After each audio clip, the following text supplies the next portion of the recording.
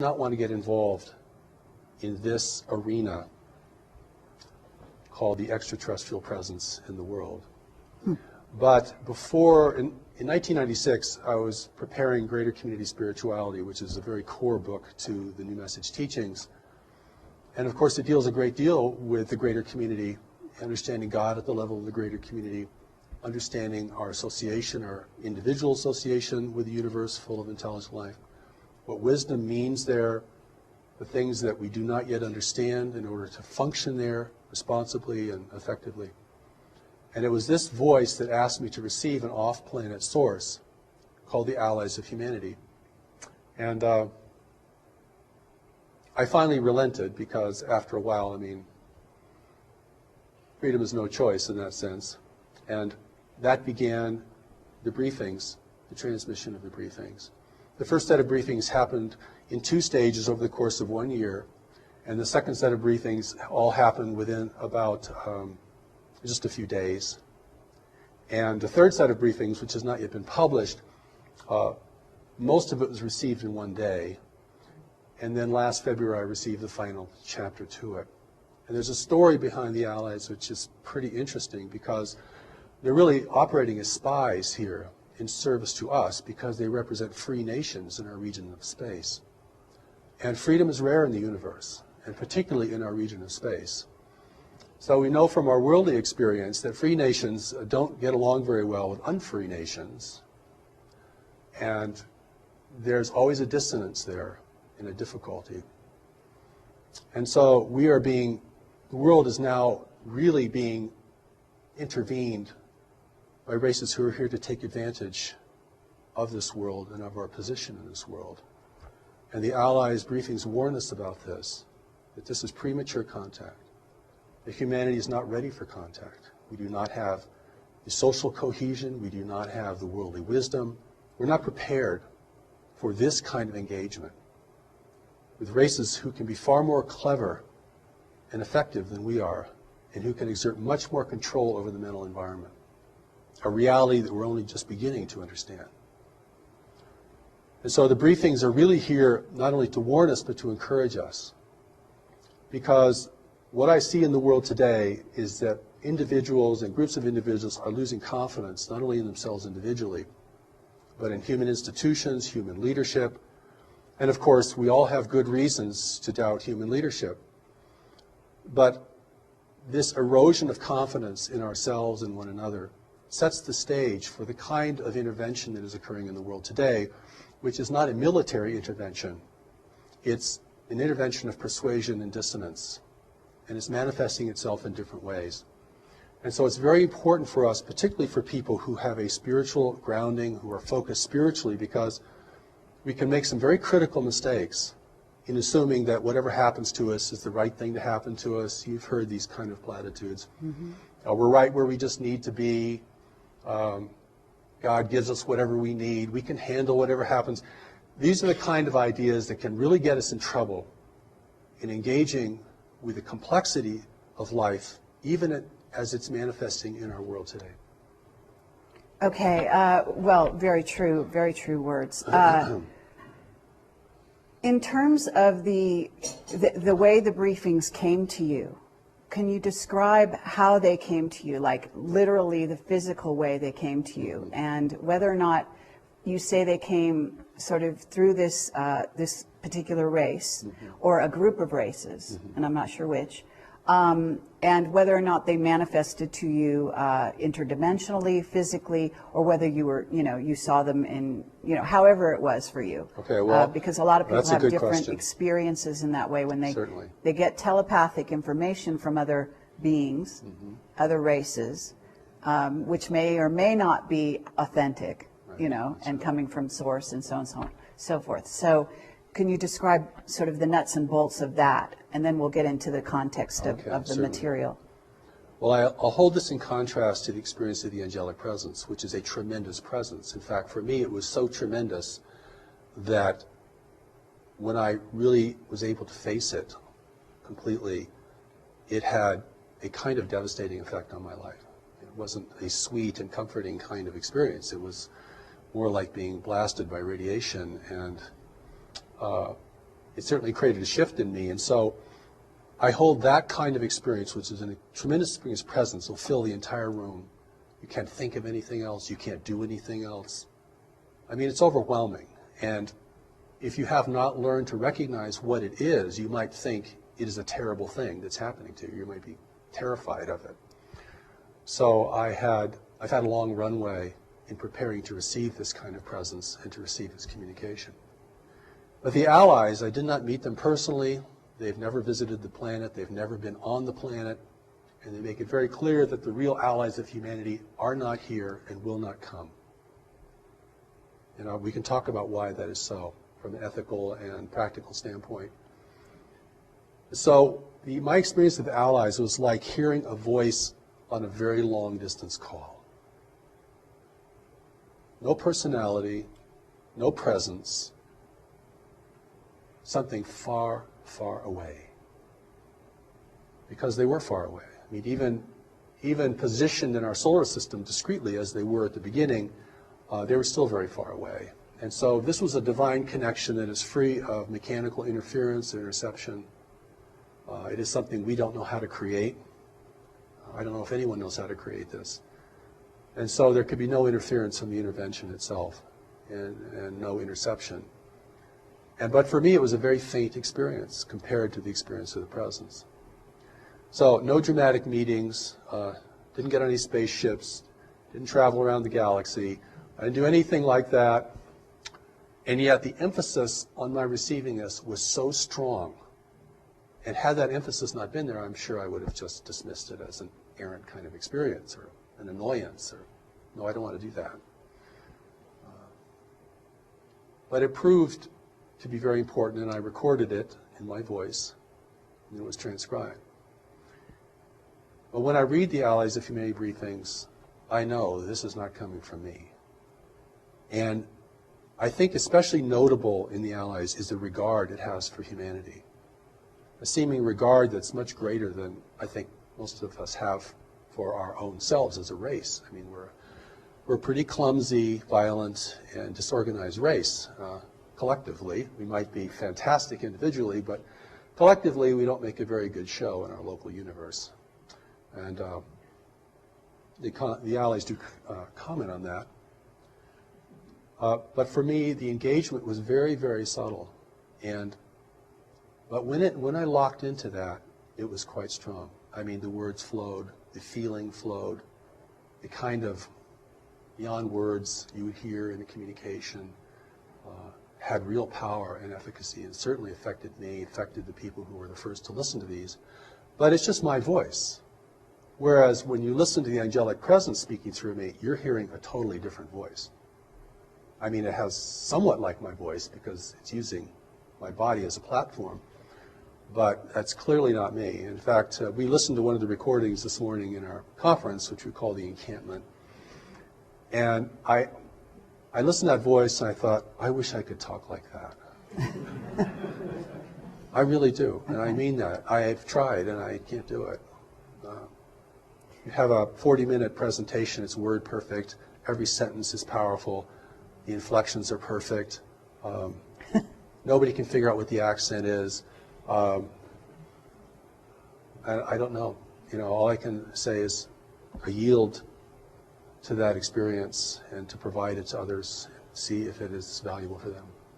So I have a couple different directions I want to go, and I know we have limited time here, so I'm going to try to do it easily and quickly. But so in terms of, first of all, you heard it as it was a distant telephone call. So is it in your head a voice, and then you are sort of taking dictation, writing it down, or speaking it out? No, I hear it as a voice, and then that voice locks onto my voice, and then I can speak it and record it. Okay. It's way too fast for me to write. I've never been able to write these things down in the speed at which they're given. Okay, but you're hearing, it's like a sort of clear audience. Faint little voice. Faint little voice. In fact, before I received the first set of briefings, I was kept up almost an entire weekend because I didn't really want to accept it, by this little voice saying, would you please receive us? Receive us. Receive us. And this was like a ringing in your ear. It was so continual. It's like a repeating message. And, but once I locked into the voice, I could speak it. And my inexplicable training has enabled me to do that. Okay. And once you started speaking what you were hearing, and you're saying, on the one hand, you did this with the angelic presence in a certain sense, then physically, I am assuming it was completely different. Completely different. The contrast couldn't be greater. Okay. No presence, no sense of anyone nearby.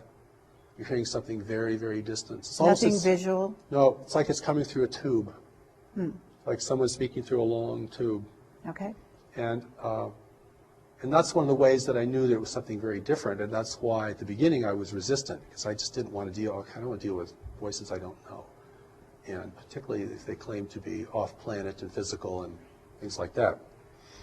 But what they reveal, I think, is pretty remarkable and very clear and very shocking. And not only shocking in terms of what we don't know, but shocking in terms of what we have to might reconsider that we think we already know about the extraterrestrial presence and what it means for our world. I'd love to go down some of these paths very deeply, but at this moment, let's talk about what it is they are talking about. What are some of the main premises that they brought forward for the people that don't know? And I know that some people, certainly in the audience, are going to be very familiar with this. But if you could delineate out some of that information, Certainly. maybe quickly and concisely, and then we can go deeper into sort of the nature of some of the things you have more recently gotten. That's good. First, they want us to know that there are free races actually out in the universe. And that the universe is governed by nature, and no one has been able to overcome nature. Now, this is very important because we think technology has no end, and that it can replace all the constraints of nature. And they make it very clear that the more advanced a race is technologically, the greater its need for resources. The more it has to be engaged in complex arenas of trade, the more it has to be uniform and undemocratic, and the more it's actually vulnerable to having access to what it needs from the greater community. And we live in a highly populated part of the universe where there's not a lot of frontier, where there are very strict rules of trade, a great deal of control over territory. It's not the Wild West out there, free for our taking.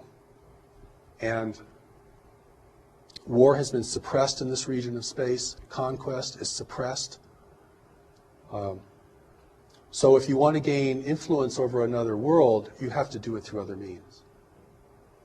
And the other means have been cultivated to a very high degree. We're talking about persuasion and deception. Okay. And here we are, the native peoples of the world, thinking that we're in the center of the universe, that if anyone would come to visit us, they would come to help us most naturally, because we are so important to the cosmos. And, we, of course, want higher technology because we want power. And we have problems here we can't seem to deal with, global problems, resource depletion, climate change, political corruption, a growing dissonance between nations over who have access to the remaining resources of the world, just one example. And so we feel very needy of help. See what I'm saying? And so the Allies briefings make it very clear that those who are in the world today will present themselves as agents of change and beneficial change for humanity. The world cannot be militarily overtaken because it would destroy its value. None of the races visiting our world can live here because of the biological hazard. So they need human assistance. They need us to use the planet the way they want it used. And they'll even use all of our infrastructure. And the reason that this is new and not ancient is because only in the latter part of the 20th century have we created an infrastructure that foreign races can utilize. The native peoples couldn't do anything for them. Okay, well, what about the times of Atlantis? The world's been visited throughout its history. There have been attempts to colonize the planet. They've all failed because of the biological hazard. And biological hazard is a very big deal in the greater community, and we can certainly talk about that if we have any time. Mm-hmm. And I think the Allies' intention is to warn us that there are different races of beings here, but they're all part of an intervention. And there are competing groups here in the world. And they're multiracial. So we may see them in different forms, and they can certainly project forms. I don't mean that mysteriously, I mean that technologically. I mean, they can project images holographically into our environment. And they will use our aspirations, our greed, our corruption, our uncertainty, and our insecurity to build their importance. And certainly, even at this point, they have enough human representatives and apologists in the world that will promote their importance and the idea that humanity cannot make it on its own, that our leaders are incorrigible, that our institutions are too flawed to be redeemed, and that we must have their health and their brilliance and even their spiritual enlightenment in order to redeem ourselves and to take care of our world in the way that we might aspire to. Excuse me. No problem. Well, that is clearly what they want to persuade us of. I understand. Now, what we don't understand is what constrains the intervention. People say, well, if they want the place, they should just come take it. I mean, if they're not taken by force, it means they're probably not violent, or they're probably not here to harm us in any way. But see, there's so many missing pieces to this puzzle that we can't add, that I think the briefings attempt to add in the most clearest and lucid manner possible. I mean, you know, your 10-year-old could read The Allies of Humanity and get it. Okay, so it doesn't require a highly sophisticated notion of dimensions or dimensionality or spiritual dimension or political astuteness in order to read the Allies briefings and realize what they're telling you. Is they're telling you you're facing a subtle invasion that is not here to destroy you, but to utilize you, and will use your strengths and your witnesses and your adaptability to this world, which they do not possess, in order to establish their own agenda here. Their agenda here being that they want resources. They want resources. That they also, but they also want to inhabit this world. It appears. They don't really want to inhabit it because they can't. All they can do that is through genetic manipulation. But even genetic manipulation is a very time-consuming and difficult task. And that's why the intervention has taken a very slow pathway. It just happens to be the most effective way to ingrain yourself in the consciousness, in the biological reality of another race. Okay, and at this point, you're talking, do you want to talk about the various races that are involved in this sort of covert invasion?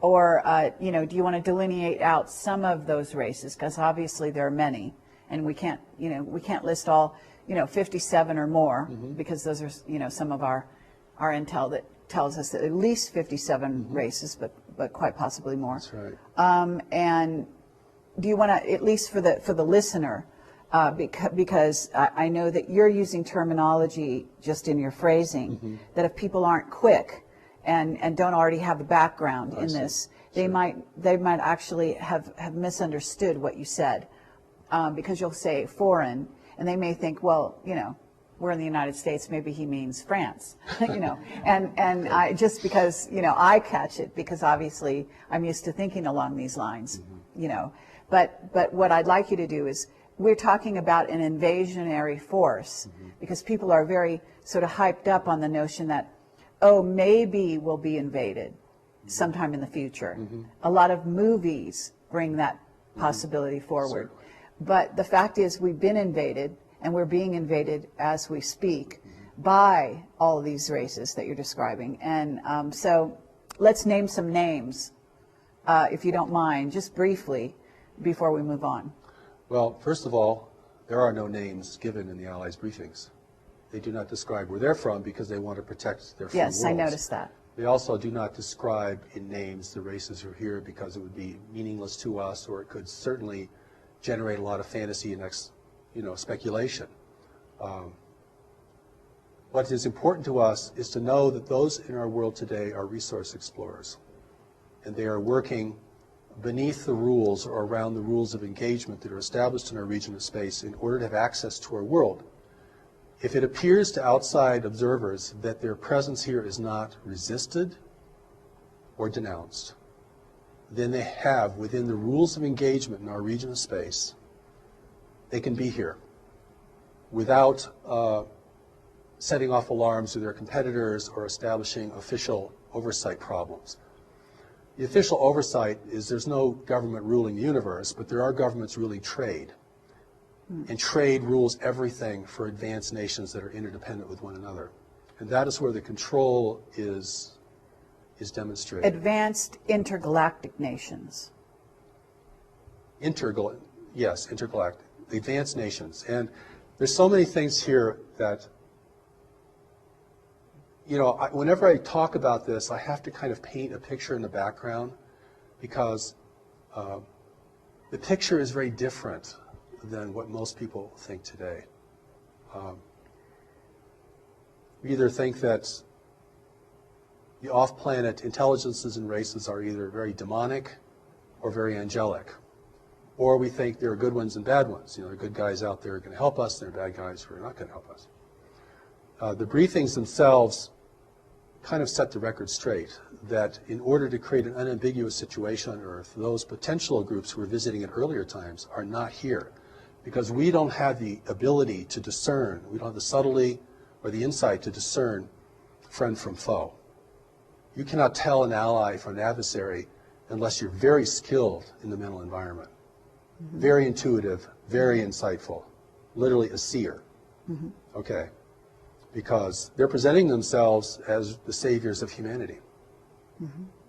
And in the background, they're taking people and never returning them. In the background, they're building a new human. Not to replace us, but to determine our direction. I'm often also asked, and I never like these questions very much, but I'm often asked, is our president an extraterrestrial or is our leaders? I think the thing to understand here, because I've had an opportunity both through the Allies briefings and through the greater community teachings of the new message, which go way, way beyond the Allies themselves, is that those individuals that are being prepared to be in the world are here to advise the leaders. They're psychic, they're powerful, they're brilliant. You can recognize them if you have the eyes to see, but most people will not recognize them. They're not in positions of leadership, they're unaccountable to the public, you will rarely see them on camera.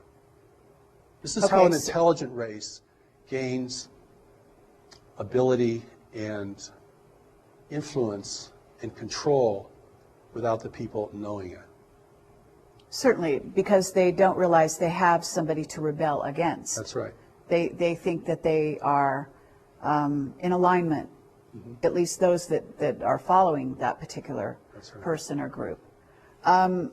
Okay, so we have also, you made an interesting statement a ways back in which you said that in this area of I guess you said the galaxy, they don't allow, there's a lot of control and they don't allow war. That's right. And what I got was an overt war. And I wish you could talk about that a little more because that's an interesting statement. And, understanding in when I'm talking to you is what I have is a body of knowledge that comes not only from my own intuitive information, but also from the contacts, the whistleblowers, and the people that are feeding me information behind the scenes. So I have gotten some descriptions that dovetail, if you will, some of the things that you're saying. And, too strong a way to put it would be evidence. But I certainly have witness testimony that would maybe substantiate some of the things you're saying. So what I'm trying to do is find out whether or not they reveal themselves or they reveal more about this picture. So when you say that there's control in this area of the galaxy, who's in control? And if there's no war, in a sense, we know there's a war. Certainly there's a war spiritually. Oh, very much so. And so, but there are ways that this so-called war manifests, and it sounds like there's limitations in the way the war can manifest in this area of the galaxy. Limitations is a good word. Large nations, if they become involved in networks of trade, have great influence over each other. And it's a very competitive environment. The universe, our universe that we're going to have to deal with, isn't a big frontier with a bunch of uninhabited Earths out there that we can go migrate to when we've just completely used up this one. I mean, and this reality is a very competitive reality. And so the skill in mental environment, the skill in persuasion, the skill of seers, the skill of things that we might hold to be very spiritual but now have been used or are used in a very mundane and even invasive way are used a great deal. I mean, once the rules are established, everyone figures out a way to get around them or to skirt them or to operate within them effectively. And of course, we're like the young child that goes into the big city. No, we don't know anything about the social reality, the political reality of that metropolis. And it's our naivete and our innocence that makes us probably endearing. I think you get this sense of endearment when you read the Allies briefs. They really think we're very sweet, actually. But they also indicate that, you know, some things we don't know that could destroy us. And not having any idea of what the reality is beyond our solar system is a tremendous disadvantage. So those forces in the world today are not, you know, operating in a military sense, but they're infusing themselves into the hierarchies of religion, government, and probably even more specifically or more greatly in commerce.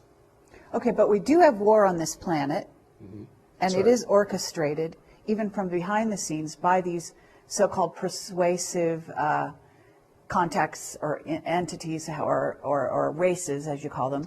But there's also, from what I understand, there's also literal war taking place in the solar system and outside the solar system between some of these races.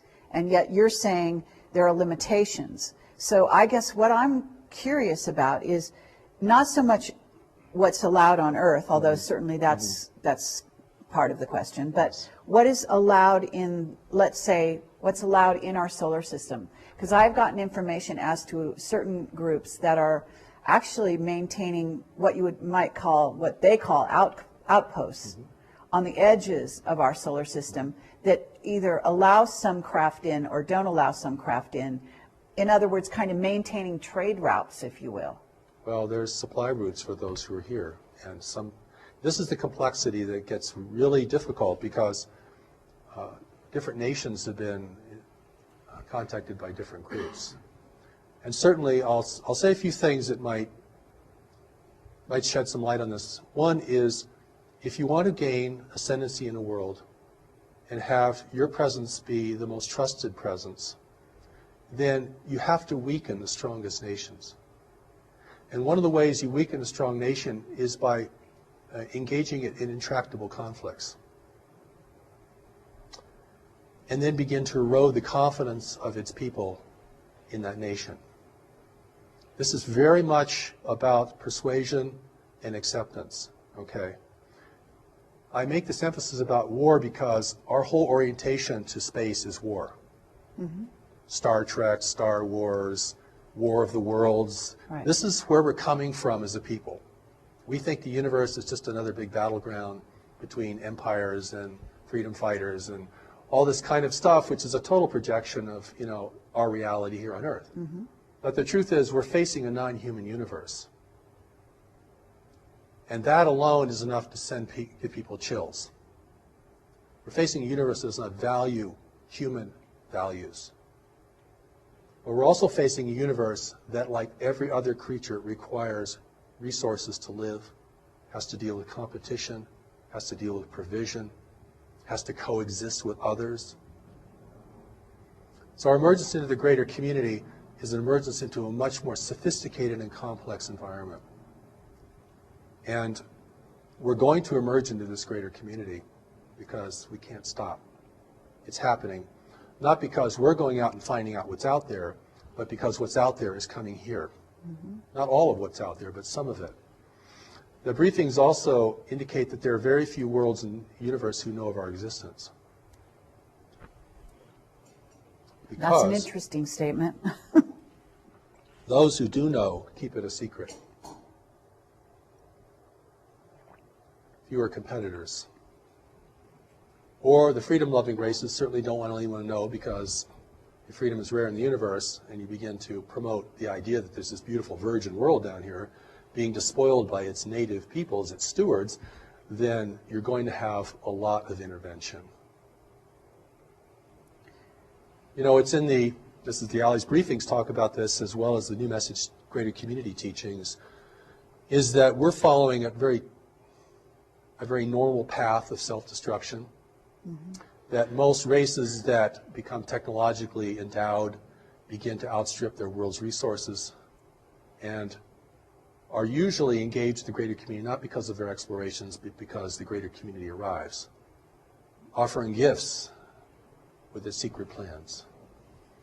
And that's how the inducement, that is the inducement. The inducement is not just to be a conquered people, because we'd resist.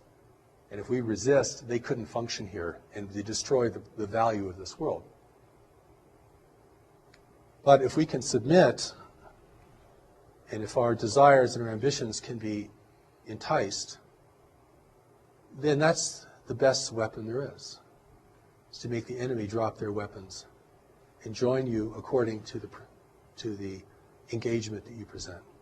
Okay, so on a certain level, what you're talking about, because as above, so below. Mm-hmm. So there's a certain level at which I can use certain phrases like being co-opted. So if I'm here on Earth and I have a corporation and I co-opt the opposition mm-hmm. by bringing them on board to my agenda, mm-hmm. or even a portion of my agenda, and not tell them about my hidden agenda, then I'm co-opting them, because yes. they're, you know, if I'm Coca-Cola, I get them to, you know, to drink my Coke and maybe make a great deal with them. And if they're a lesser power, you know, a lesser powerhouse, corporate speaking, mm-hmm. in the world, then they come on board and they think, oh, they got lots of bells and whistles and they get to be my so-called friend. But in reality, that's not really what's going on there, right? That's right. I'm Coca-Cola and I'm going into Africa and giving them Coke, mm-hmm. free Coke, even whatever. I give a lot of things away, right, initially. Sure. And then they become my friends, and then they let me in and they let me buy land, they let me build corporations, build, you know, and then pretty soon I'm employing them, but pretty soon I'm also ruling them because I'm employing them. That's right. And so on and so forth. So by the same token, if we go off planet, a similar thing is going on.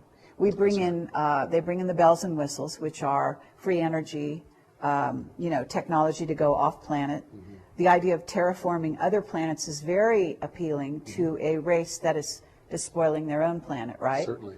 So there we have techniques to go off planet, to make going off planet more easy, and also to inspire them to possibly go to other worlds where they can then create a safe place, especially under the juncture of where we are now at, where this world is not only on a precarious road in terms of being spoiled by technology, but also by our misuse of technology, but also by earth changes that are imminent and beginning to happen. So that in that scenario, and then some of our black projects have what is called, you know, Project Looking Glass, and they have future technologies that can see the future, or potential futures that have more potential of happening than other potential futures, and then that gives them the upper hand, certain countries on this planet, the upper hand, so they can conduct businesses in a certain way to go in alignment mm-hmm. with a positive agenda towards the future that looks like it's more likely going to happen anyway. So they're planning for a, you know, for a certain scenario, and the scenario involves Earth changes on the one hand, it involves rolling out a sort of population elimination agenda on another, and then also sort of this resources trading establishments with various races off planet, to where these alliances have been made and built and kept up with the promise of greater benefits for the future, whether it be China's dealing with one race and told they're going to get benefits in the future of this, that, and the other, and ultimately they'll be the new rulers of this earth if they do play ball.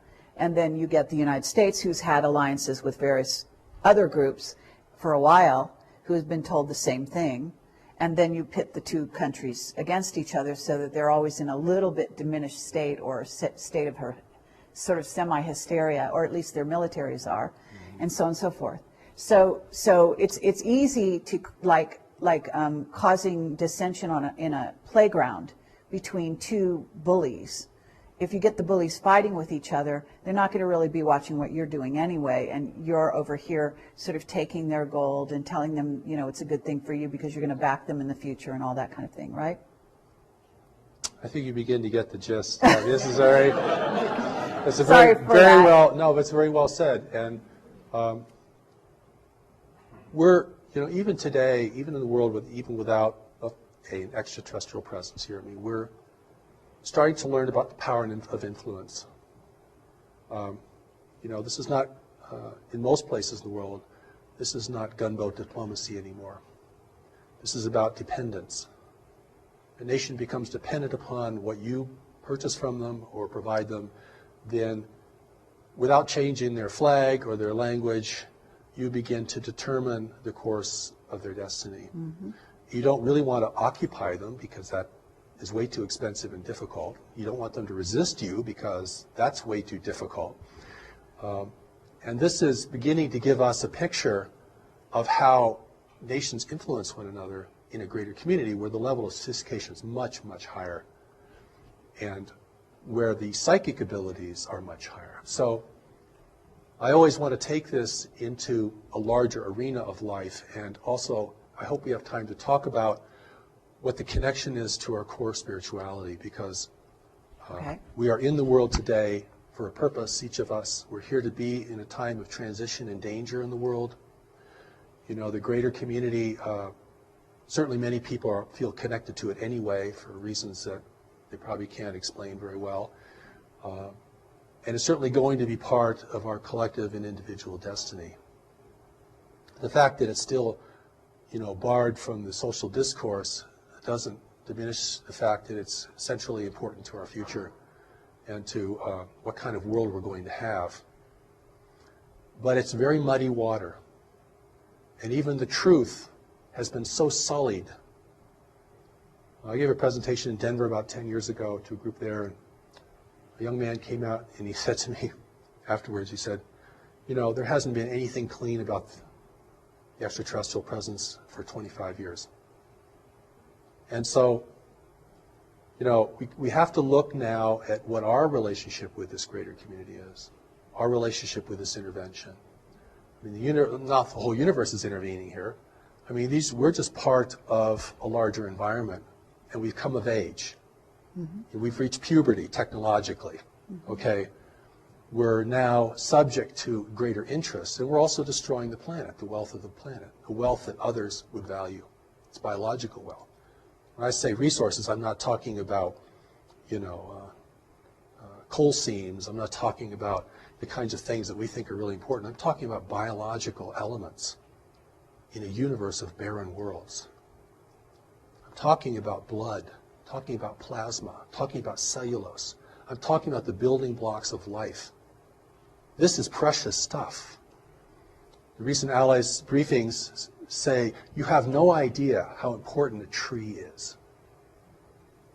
So it's really important for us to begin to get a more greater community perspective, if that's possible, than simply projecting all of our values out onto space, which will never really inform us of what we're dealing with. And that's what I think the Allies briefings, the greater community teachings of the new message, give us an opportunity to step out of this and to see the universe in a more prosaic manner, not a multi-dimensional, not in a way that is extremely subtle, but in a way that's manifest, because we have to deal with the manifest reality before we can deal with the subtle reality.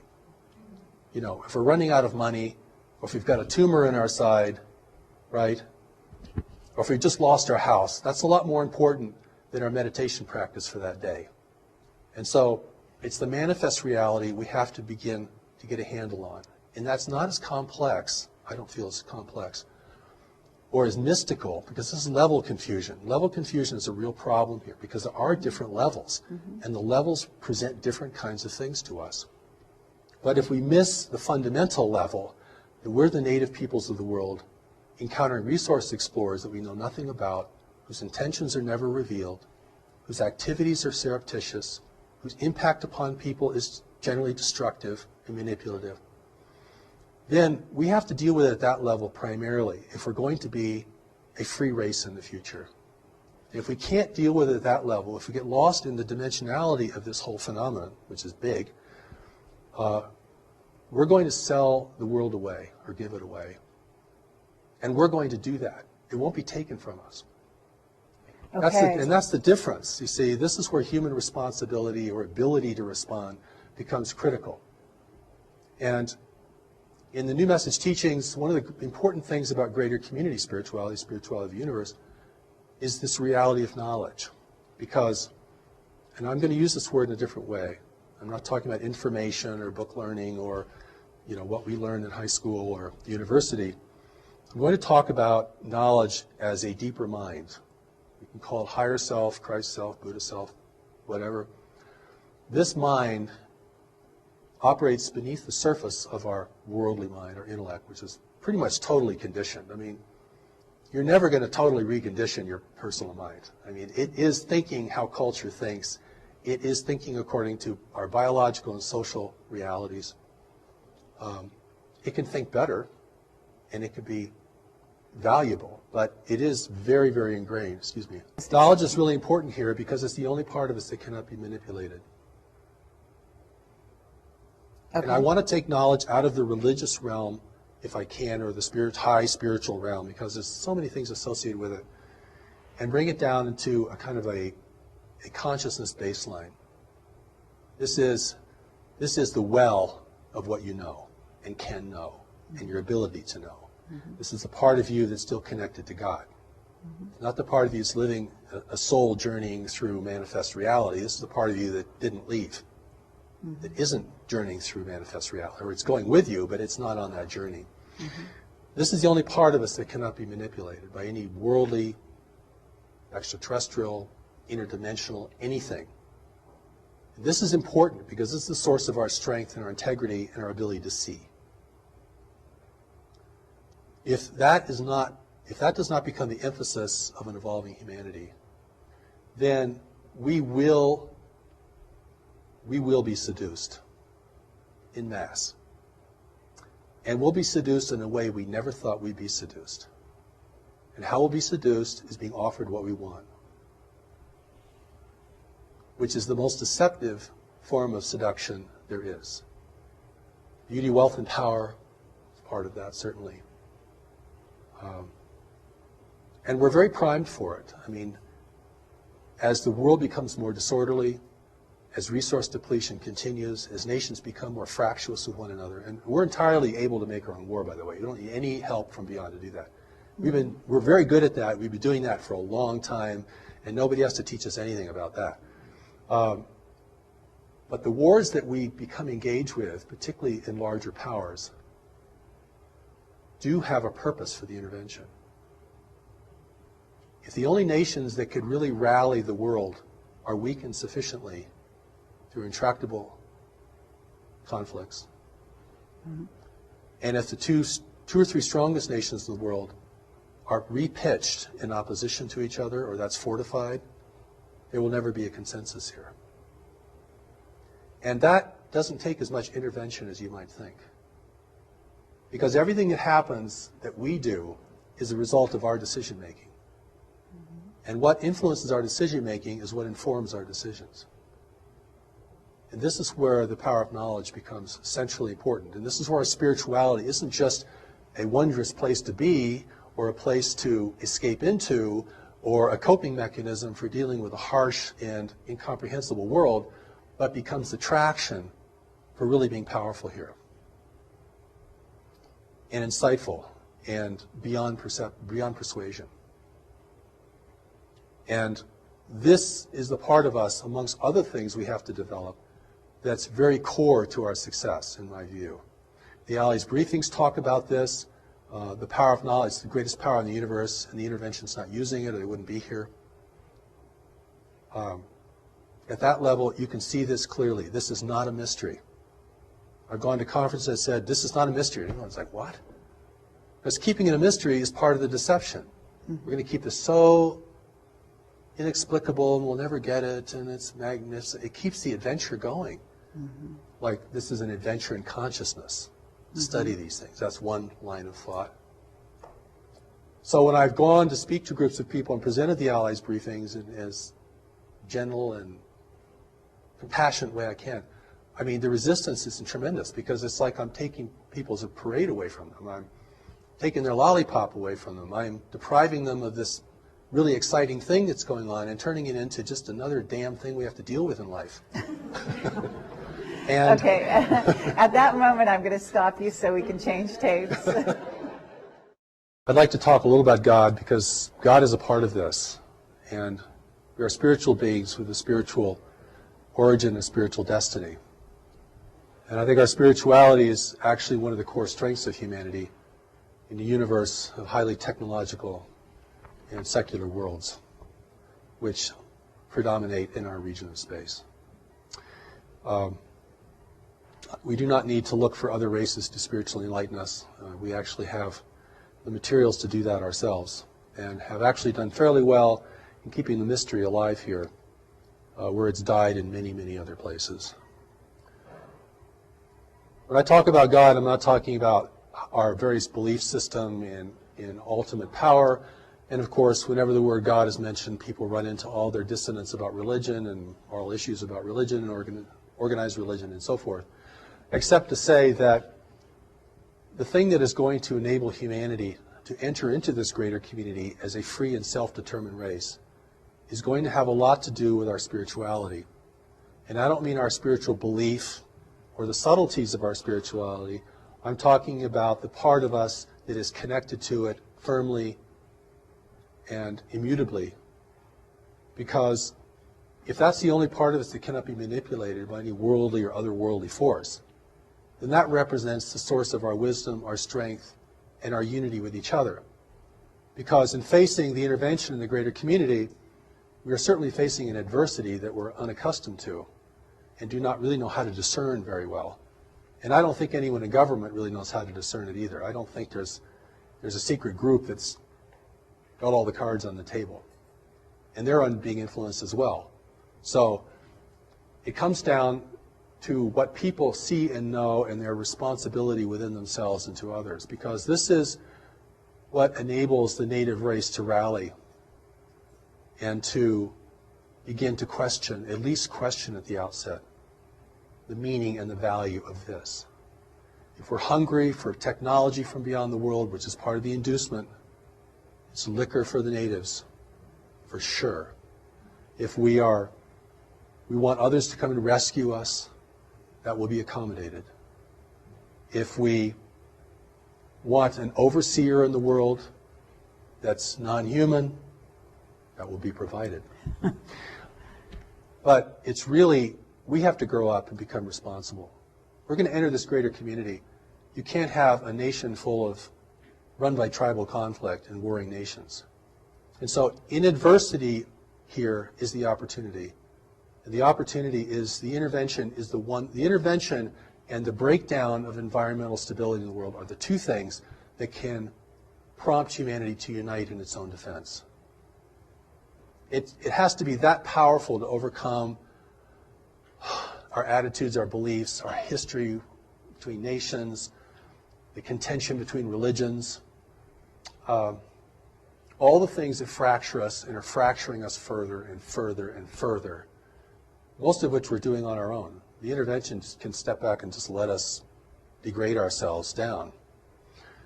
They'll help us do that. in certain ways. But I mean, we're doing a pretty good job, even if we didn't get any assistance. The opportunity here is really that humanity has to unite to be in the greater community. There are three requirements for freedom in the universe: self-sufficiency, unity, and discretion. Now, we're clearly losing our self-sufficiency at an alarming rate. And we're spending tomorrow's inheritance like there was no inheritance. We're selling our children out, frankly. We're going to use up everything as fast as possible, always thinking that the well will never go dry. And the world is going to reshape itself to assist us in that as we degrade the planet and change its natural balances, which have enabled the rise of human civilization. Those balances, if they become imbalances, can reverse that process. We have to become united, not that we're all clones of each other or we all live under one flag, but the cooperation is, united we survive the greater community, divided we fail to it, we fall to it, eventually. And the third is discretion. We're broadcasting out into space our wars, our foolishness, our comedies, our tragedies, everything. Discrete observer may never understand our nature, but they can certainly understand our tendencies and behavior. That will have to stop. Free nations do not broadcast, except to each other in ways that are very safely encoded. The price of freedom in the universe is unity, self-sufficiency, and discretion. If we require other nations to provide our core resources here, human freedom will be lost. I don't care what your political persuasion is, what country you come from, what your religious belief is, what inner voices you listen to. That's the name of the game. Okay. That's very interesting. I'm not sure, the last one, discretion, I would say discernment, but in a certain sense, I think you're using it as a more active verb. Yeah, that's right. I would include discernment in that, but certainly Right. Discernment has to lead to discretion.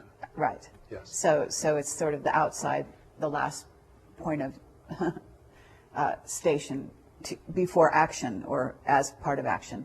But so what you're saying, though, is very interesting in the sense that, and I don't want to make light of it, but, the Ronald Reagan saying of, at some point that if we had a common enemy, that would, in theory, unite us.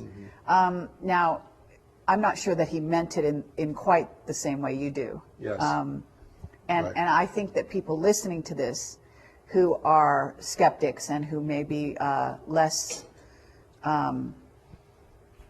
sort of willing to accept any of your message might sort of look at that statement in that way. So is there a way that you can address that in the sense that if you were talking to the people that sort of love to go off on that Ronald Reagan quote, Right. Yes. What would you say?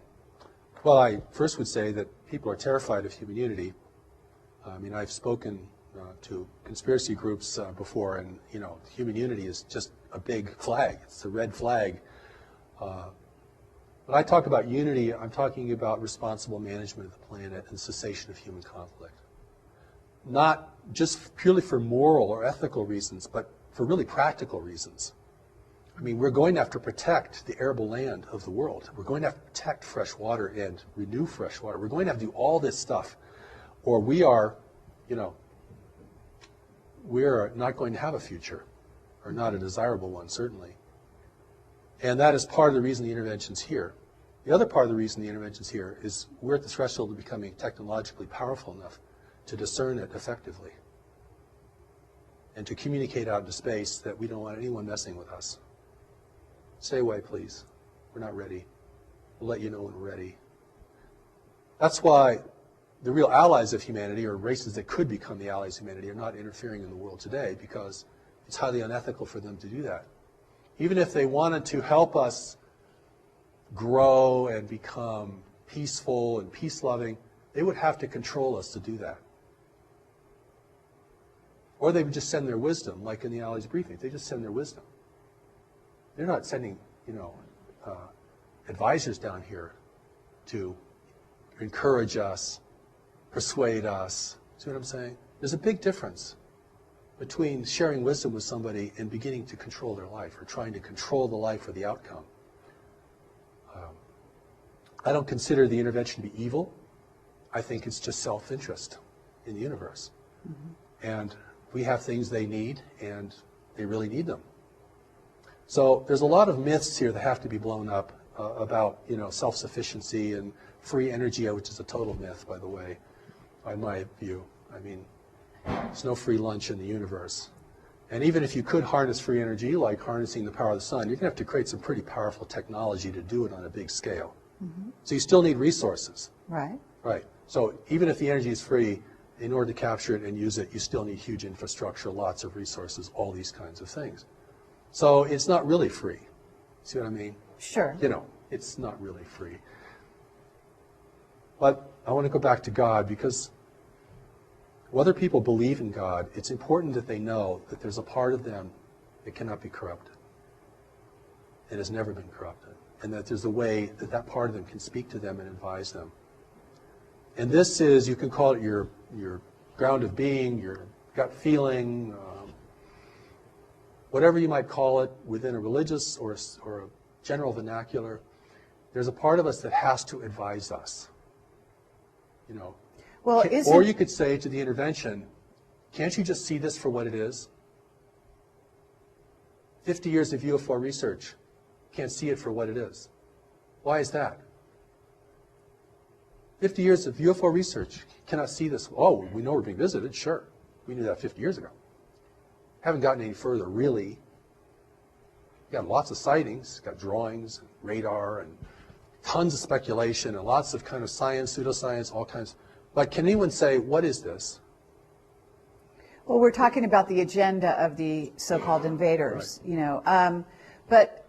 But what I'd like to get back to this idea of what you're talking about, which is sort of humanity's core essence, if you will, which might be the terminology I would use. But on the other hand, I also noted that a while ago, you related to a soul as not being the same thing as this essence that you're speaking about. Okay. And I think that's an important thing to address, because I think there will be spiritual people out there Certainly. that will be concerned at that distinction. That's right.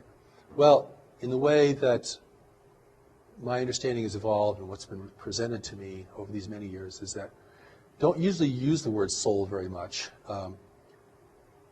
I describe it more as a part of us that's still connected to God, that's very wise and looks on everything with much greater discernment and depth. There's a part of us that is disconnected from God, and we live in the part most of the time that is disconnected. Mm-hmm. And that's almost a price of being in the world. Because if you really had full God awareness, you either wouldn't want to be here. It's way too dissonant. Or you'd have to be here on a major mission, and you'd garner a lot of resistance. And that, in that sense, that's enough. If you know that a part of you is wise and a part of you is not wise, and you can distinguish that on an increasing basis in your own experience, then whatever your religious affiliation or belief or ideology might be, you can relate to this. I mean, people know what I'm talking about. When I've gone to foreign countries and talked about the intervention, no problem getting that. Hey, we've been intervened with for centuries. We're being manipulated right now. There's no pretense of freedom and democracy and, where nobody can affect us because, we're God's chosen race. And people know exactly what you're talking about. Mm-hmm. I mean, it's just from a different source. Oh, okay. Yeah, I can get that. Sure. And so it's this ability to see, recognize, and know things that's going to be very key. And it's, it's under the radar of the intellectual conversation. And in my view, it ends up in the final hour being the most important thing. Because we're never going to fully understand the intervention, how it works. We might finally figure out its impact on our governments and the way they behave, which I think a lot is being done there. I think on our end of the spectrum, we're putting a lot of things together. And that's your work. And it's very laudable work. It's very important work. Because because that's the part of us that's going to capitulate first. You know, and I want to say one more thing about that, if we have time. One of the arguments for intervention is that intervention threatens our economic interests. And therefore, our economic interests, you want to thwart intervention. But it's really the opposite. Our economic interests would be the first to be persuaded. If you can give power no one else has, one little piece of technology, which may be a trinket in the universe, if that gives you supremacy in your world, your business world, your life, oh boy, that's unbridled greed right there. Well, I mean, so in my work, though, yeah. these groups have been bought off in that way. In other words, that's a done deal. They have sold their souls in that regard. So what we're talking about is, now that they've done that, and they've done it in our name, so to speak, whether it be the U.S. government or Chinese governments have made deals with the visitors, okay, for these trinkets, as you call them. So knowing that it's been done, now what? Well, I don't think it's a done deal, because there are elements in our government, this is what the Allies talk about. They don't really talk about our government because they don't really know much about our government, except that we transmit everything. Even the government transmissions can be, somebody could sit out there and read just our entire script, you know what I'm saying? There are factions within our government that are aware of the intervention, support it, and there are factions that resist it. Right. So true. this becomes very complex. I mean, when we talk about they've all been bought off, no. Has the government's all been bought off? No. The situation is much more fluid than that. Mm-hmm. Okay. Or it is a done deal. And we're just, underlings that are just going to complain and revolt and, make a lot of noise and nothing's going to happen. The situation, the outcome has not been determined. Okay. And this is very important. Otherwise, you're really going to disempower people.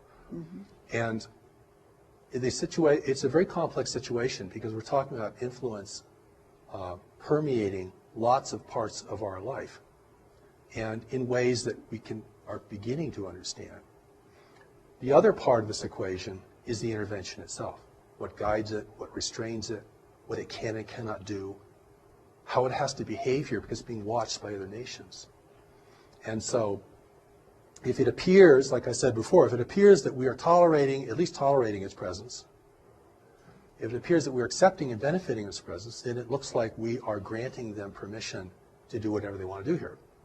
If that's the appearance, again, this is the problem. Okay, but there's a lot of that going on. So Yes. whether we can say, we could give percentages and so on and so forth, but the issue that I'm kind of trying to get to is that if we have a faction, and we're certainly aware of what we call white hats in the government around the world, who are not willing to cede sovereignty, mm-hmm. whether it be of nations or individuals, mm-hmm. to these visitors, whoever they are, regardless. Mm-hmm. Then at that point we have, in a sense, allies of humanity in our governments and in the powers that be, so to speak. Mm-hmm. And so given that we have that, then what is the next step? Because, there's a level at which individuals cede their freedoms, mm-hmm. okay, and that has to do with how they interact with visiting races, and then also with governments and so on. And then there's a level at which governments cede their rights and so on. Mm-hmm. So at what point do they pull back, and how do they pull back? Because you're saying, in other words, if it's allowed on a certain level or tolerated, as you put it, then they proceed. So how do they say stop? And what is the terminology, what is the means, what are the methods in which individuals or governments or representatives of governments say to these beings, say to these invaders, stop? Or how does it communicate it to stop? I mean, if there's appearance of resistance here, opposition and resistance, that's powerful. Even if it comes from, the public. Mm-hmm. See what I'm saying? We don't know who's a white hat and who isn't a white hat in the government, and certain people certainly are, we can suspect in other ways, but it's what are we going to do? Right. What are you going to do? In your position, you have influence, you can present many things to many people. What can I do? What can the people in this room do? What can mm-hmm. anybody do? I mean, the first thing I think we have to do is begin to recognize this reality is occurring, and we have a responsibility to deal with it. If we think it's all going to be our government that's going to negotiate the outcome, we've already seceded our personal responsibility, regardless of the makeup of the government. I mean, the government may be more diluted than we are, and much more influenced. That's very likely. And so, my view, but and that is, it's really, this is a real power to the people kind of message, you see. And I mean, even if you broadcast on shortwave out in the universe, you know, we don't want intervention. We don't welcome intervention. You know, anything, any demonstration of resistance. You know, I've been invited to speak at conferences, and I'll go to these conferences. I'm the only person who questions the extraterrestrial motivation. Everyone else is completely sold on this. It's groovy, at least some of them are good. And we're going to get into this because this is really exciting, and boy, we're going to get so much good stuff from these people. But we know as human beings that if you want something from someone, you can never discern them. You want something from the intervention, you've already given your power away. You're going to be blind because of what you want. Sure. Or what you think you need, or what you think only they can give you. And what can they give us? They're not going to give us real technology. We turn into weaponry and probably, you know, destroy the infrastructure of the world. They're not going to give us spiritual wisdom, or we wouldn't want intervention. They're not going to give us, you know, high integrity, because if we had high integrity, we'd realize we're being messed with and we want everyone out of here. You all go home, please. We're not ready for you. We'll let you know when we're ready. When we establish our own rules of engagement in this planet and our own ethics of contact, then we will see who amongst we want to communicate with. That's from a position of power and authority. Listen, the Japanese kept the Europeans out for 200 years. And how they did it was they burned every ship that entered their region. Not very nice. But the message got pretty clear. And after a while, the ships stopped coming, right? So, you know, if the Native Americans had done that in the United States, we might have a different nation today. White people would be the minority. At a certain place, someone could say to you that if we are where you say we are, you know, what if I said to you that we are ready? Okay. What if I said to you that the information that I've gotten as Project Camelot is that consciousness on the planet is higher than is given credit for, going along the lines which you even are saying, which the Allied briefings, as you call them, say.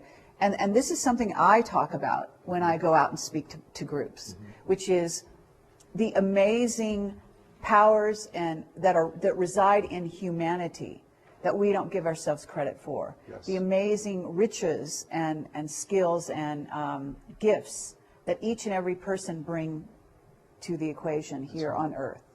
And that actually even superpowers are within our grasp. In other words, that this human encasement, whatever you want to call it, is perfectly conceivable for us because of our amazing potential genetically, as a genetic library, have all the skills embedded in our DNA that all the races that visit here have. In other words, they don't have something that we lack. We do have access to those things within ourselves. It's just that we don't know it. We don't develop it. But at this moment, I also think we are on the verge of, if you want to call it, you know, I would not say, as Jack Nicholson says, you know, you can't handle the truth. Actually, I say we can. And actually, speaking for this, you know, humanity here, I say there is a huge contingent, in my view. They write to us every day. Now, maybe I'm overly optimistic, but I feel that consciousness is at a place where they are ready. And so, just to wrap up, what would you say to them? And I think some of your advice, or the Allies' advice in a certain sense, if you want to call it advice, is very pertinent. Because if we are on the verge and we are ready, then what's the next step? I would say that we can be ready, and we're not quite ready. We have, as you mentioned, we have the resources to be ready. We know more about this planet than any other race in the universe. We're the only race in the universe who could survive here successfully without a great deal of adaptation. We know more about our nature than any other race in the universe. We know more about our history and our tendencies than anyone else in the universe. and that if other nations want to help us, they should share us their wisdom about what life is really like and the pitfalls and dangers of functioning in a greater community. So my emphasis through all of my work is to empower people to be strong, effective, and compassionate. But we're going to need strength. I put that first, because you can't be messing around in the face of the greater community. This is big time life. And we're still in a very adolescent phase collectively as a race. I mean, we're still very indulgent and foolish, and we're not responsible to the future. We're not saving resources for the third generation out. I mean, we're using up everything. So I think the change in that is a change, not just a change of understanding, but a change of heart, to realize we are the stewards of this planet. If we want to continue to be the stewards of this planet, individually we're going to have to learn some new things, and we're going to have to become really strong and honest and effective in our lives. And this is about individuals now. This is not about going to change the government. I think that's pretty hopeless as the first step. We're not going to get them to divulge their information, because if they ever do, it probably wouldn't be whole or complete anyway. And so, but we do need to learn about the greater community itself. We do need to learn about our personal strengths and responsibilities. We certainly all have to get our own house in order, personally, individually. And that's kind of that's a great starting place, of course. But, humanity can never give up. And the intervention is either here to win us over or discourage us from resisting. Mm-hmm. That's the power of persuasion. And I look around, I see, many people are on a downward spiral. They're losing heart, they're losing faith, they don't know how to handle their life. They're getting very discouraged by what they see in the world around them. Their own sense of inadequacy can overtake them. So, you have to build the person up. If you want to take them into a battle of who's going to control this world in the future. And this is a battle at another level, all right? Mm-hmm. This is like warfare at another level. Okay, we're not going to be clubbing each other over the head. But we are going to be determining, what has power and meaning in the world. And that's why, in my work, we present the Steps to Knowledge. It's available online. You can go read the Allies of Humanity at alliesofhumanity.org. Go to newmessage.org and study Steps to Knowledge. Putting tremendous things available so we can reach people not only in the Western nations, but all around the world. And something like 60% of the planet has access to cell phones now. It's amazing. And so that education orientation has to happen, because no one on earth is going to win if an intervention is successful here. There are no winners amongst us. The profiteers will be subjugated just like the rest of us in a controlled world. And, we're rich or poor, whatever our race, nationality, we're in this together. This is our world. And we're going to have to really re-earn the right to have it be our world. We have to clean it up. We're going to have to build kind of networks of cooperation, even just to do that. So I'm talking about something very expansive, very complex, but the incentive has to be there. And the incentive isn't just for wonderful things. The incentive is also the fear of failure, because we can fail. And there's nothing wrong with being aware of that. We don't have to be terrified of the world to be aware of that. That's just a reality that we know we can fail. And if we understand that correctly, without denigrating ourselves, then we know we have the power to rise to occasions. And certainly there could be no greater occasion than this. Thank you. Thank you, Marshall V. and Summers. And I really appreciate it. What I'd like you to do is just give out perhaps your URL for the people listening, and any attending knowledge that they need in order to find your work and to pursue it further. Good, thank you for that.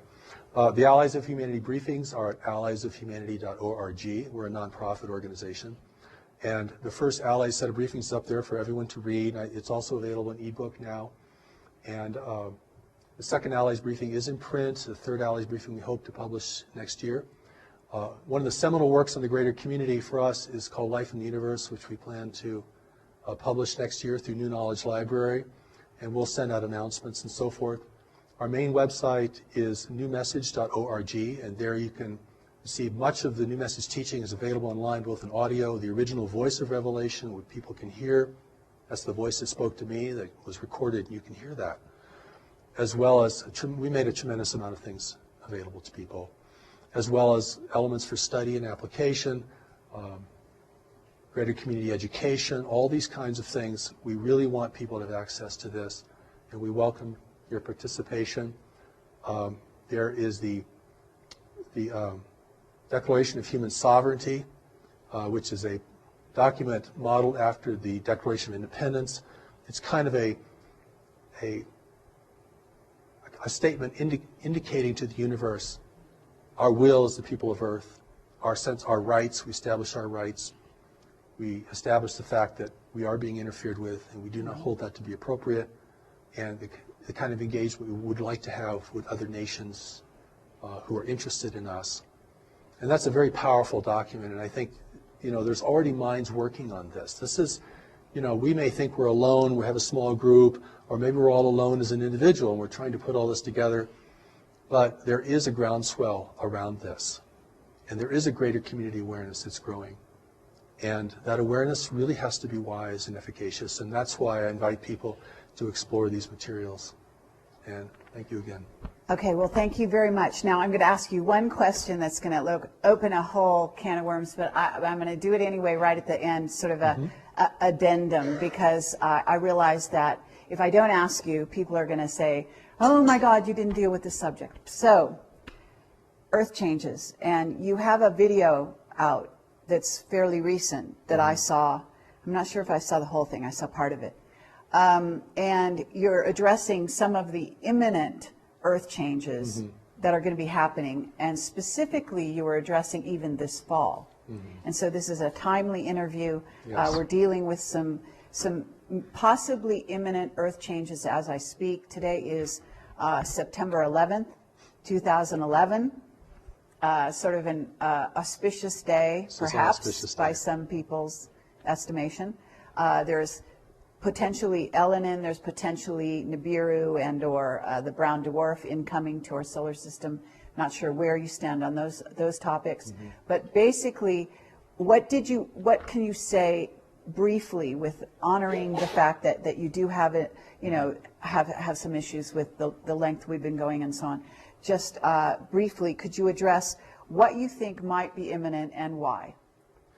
Well, I'll deal with the prosaic first, and the things that we can all touch upon is the fact that food, water, and energy are declining resources in the world, and will be increasingly so. And those things, which seem the most ordinary kinds of things, may in the end prove the most difficult for us. Certainly, earthquake activity is increasing. Volcanic activity seems to be increasing, from my understanding. And but I think the thing that's going to create tension between nations and in communities and within our own personal lives is going to be really the fundamentals. And the fact that when you look out on these beautiful mountains here, and I don't know if your camera can take any of that in, you're going to look at a dying forest. That's a dying forest out there, beginning to die. That's because the planetary climate has changed only 1 degree Fahrenheit. That is enough to unleash forces that I'm not sure anyone could foresee. Maybe if people did foresee that in the western United States alone, we've lost 40 million acres of trees from a very slight variation in our climate alone. That and the availability of water, clean water, the growing aridity of the world, particularly in highly populated areas such as Africa, the Sahel, the Middle East, Southeast Asia is having a critical water problem. These are earth changes that these are big things. This is a 4-alarm fire, actually. The other background things of increasing volcanic or seismic activity is going to have its impact as well. And I know there are other people who feel there are celestial forces that are increasing the frequency or the pitch of this, and I do not want to comment on that. I don't feel I really know enough about that to comment on that respectfully. But clearly, the pitch of the world, the intensity of things is escalating. And even if you come to a beautiful place like in the Rocky Mountains here, you can feel that escalation. I mean, young people are committing suicide and capitulating into drugs like never before. I mean, this isn't just uplifting people. This is also wearing us down. The pitch, the intensity, not just of more activity, but the actual intensity of the mental environment. And it's really something. And to keep your head in all this, you have to become very strong, very grounded in knowledge, and very appreciative of the greater powers who are here to assist us beyond the visual range. And I think that, you know, we have to accept that we're entering into a new world. We crossed some invisible boundary that said, oh, now we're in a new world, and this isn't going to be like the world of our parents or our grandparents. I mean, we're entering a world of environmental shift. And we've dealt with that, you know, on a national or tribal level in big ways through history, but not on a global level. And that is going to change the landscape so dramatically. It could change our whole idea of religion, could change certainly our governments and their functionality. It will be a great incentive to war, even without foreign persuasion, as a growing number of people attempt to drink from a slowly shrinking well. And the only way that you can prevent chaos and decline is by a growing sense of unity and compassion and the awareness that we're in this lifeboat together, this lifeboat called Earth. Thank you. Thank you.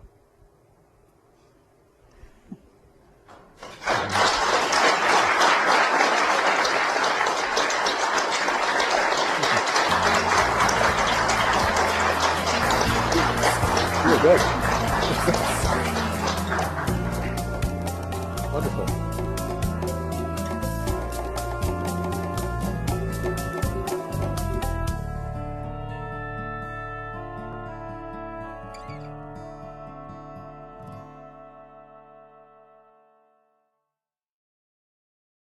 Look at the sky over there. I kid you not, right, babe? Yeah. It was green and it came straight down. We thought it was a meteor.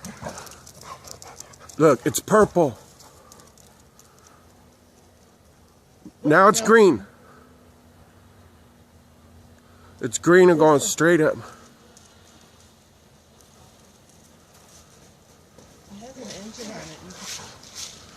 Just let this, look, now it's hovering. Don't say nothing, let's just record it. Oh! It's descending at an extremely alarming rate of speed. That is, get my bearings here, this is really startling. And it went out. Oh, it's purple again. Yeah, it goes purple. That's, man, I'm rattled. It's northwest.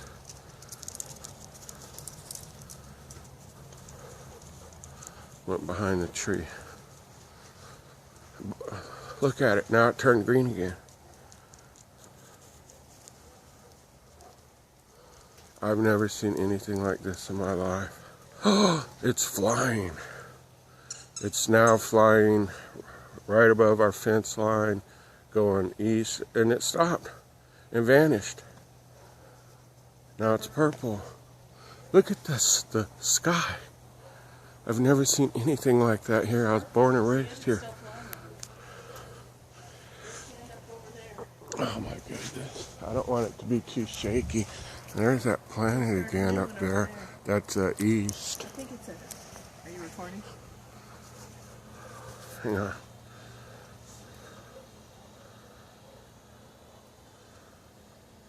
Now it's directly north of our house.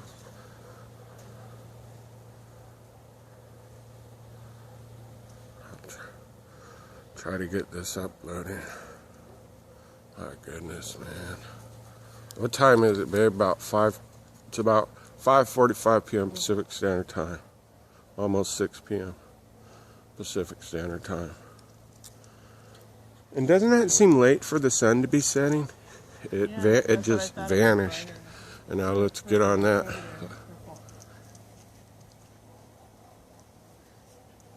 Where?